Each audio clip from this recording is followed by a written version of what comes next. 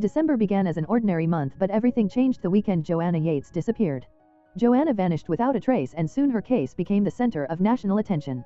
Her family faced a heartbreaking journey as they visited the site where her body would eventually be discovered. The press swarmed around the story. Joanna Yeates became a household name and public interest reached overwhelming levels. The police launched an investigation into her disappearance. Joanna had gone missing after returning home from meeting friends at a pub and visiting a couple of supermarkets. CCTV footage confirmed her last known movements.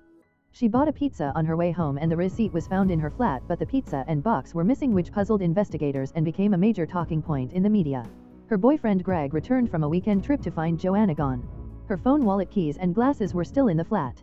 He called the police and was quickly ruled out as a suspect. The investigation expanded to include anyone living in the building. Among them was her landlord Christopher Jeffries. Jeffries became a person of interest and was arrested. The press quickly vilified him, using his eccentric appearance and demeanor to paint a suspicious image.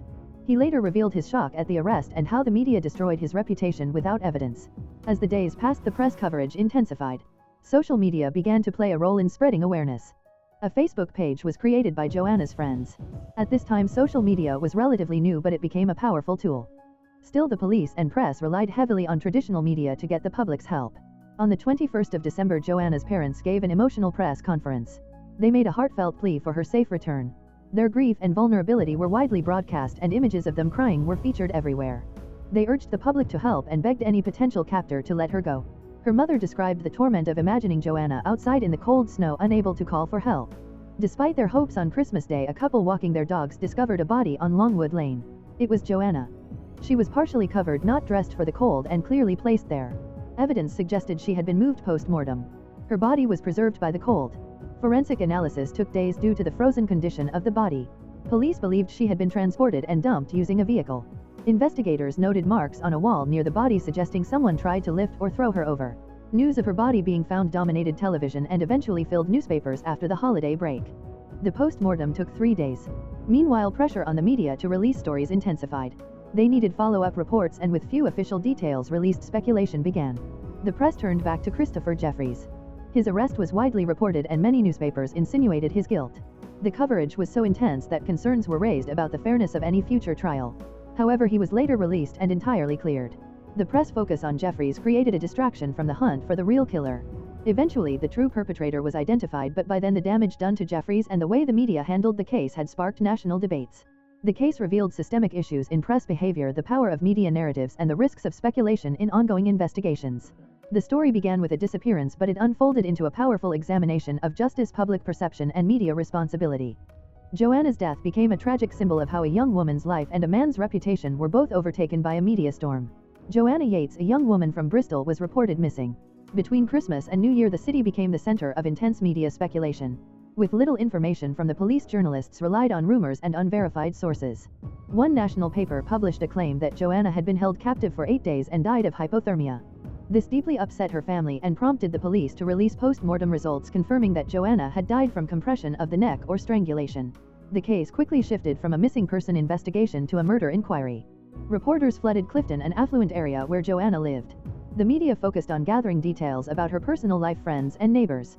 Among those contacted was her landlord Christopher Jeffries, who had lived in the same building and had collected rent from her. He had spoken to the police twice and shared a vague memory of seeing someone near Joanna's flat on the night she disappeared. Jeffries was arrested soon after. The police did not name him, but it was easy for journalists to identify him. The media swarmed outside his home and portrayed him in an increasingly negative light. Reports used old photos that exaggerated his eccentric appearance and published anonymous quotes from former students accusing him of being creepy or inappropriate. Allegations emerged of voyeuristic behavior and a supposed connection to a convicted criminal despite no real evidence. The police began searching Jeffries' home and collected forensic evidence, including trainers that appeared to have blood on them. Meanwhile, Vincent Tabak, a neighbor who lived in the flat next to Joanna's, made a phone call from the Netherlands during Christmas. He mentioned seeing Jeffries' car in a different position than Jeffries had stated. This inconsistency drew further attention from investigators. Tabak had also been asked to help Jeffries push his car due to snowy conditions.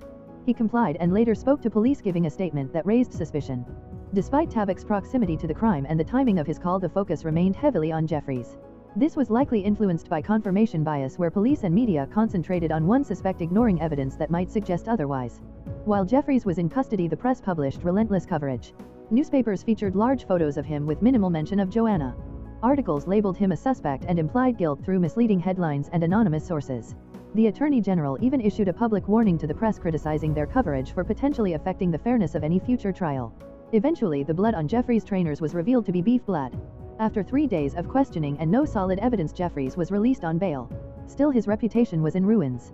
The media had painted him as a deviant and killer without any formal charge or trial. He later expressed deep anger at the ordeal and considered legal action. Vincent Tabak was later arrested and convicted of Joanna Yeates' murder. His DNA matched evidence found on Joanna. He had strangled her during an encounter in her flat, possibly during a failed sexual advance. He then dumped her body in the countryside. The intense media coverage of Jeffries had not only damaged an innocent man but also distracted from the real investigation. This case exposed serious flaws in police procedure, media ethics, and the dangers of trial by press. It also revealed how desperation for headlines can lead to character assassination, misinformation, and interference with justice. Joanna's tragic death was overshadowed by the vilification of a man who had nothing to do with it. Joanna Yeates was a young landscape architect who was reported missing just before Christmas. The media quickly picked up the story and it became a national headline. Her landlord Christopher Jeffries was arrested as a suspect and immediately vilified by the press despite having no concrete connection to her death. His eccentric appearance and behavior made him an easy target for speculation, and newspapers published numerous damaging articles. Jeffries could not return to his home due to public scrutiny and threats. The police later released him without charge, but the damage to his reputation was already done. Meanwhile, the real investigation continued under intense media and public pressure. The relationship between the press and the police grew tense, particularly after the media leaked sensitive details, including that Joanna was missing a sock when her body was found. This led to increased criticism of police handling and their interactions with journalists. Eventually, Vincent Tabak, a neighbor of Joanna's, was arrested. He initially denied involvement, but forensic evidence linked him to the crime. He had searched suspicious topics online and tried to conceal his actions. His internet history revealed an obsession with violent pornography that mirrored the way Joanna had been killed. He later confessed and was found guilty of murder. The trial revealed disturbing details about the calculated nature of the crime. The public and media shifted their focus, but the shadow of the earlier false accusations lingered. Christopher Jeffries gave evidence at the Leveson inquiry, which investigated press ethics and police leaks.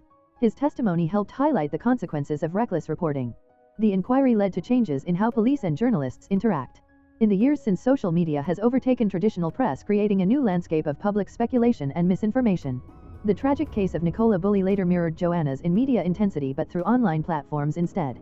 Despite the passage of time, the impact of Joanna Yeates' murder remains deeply felt by her family and those who remember the case.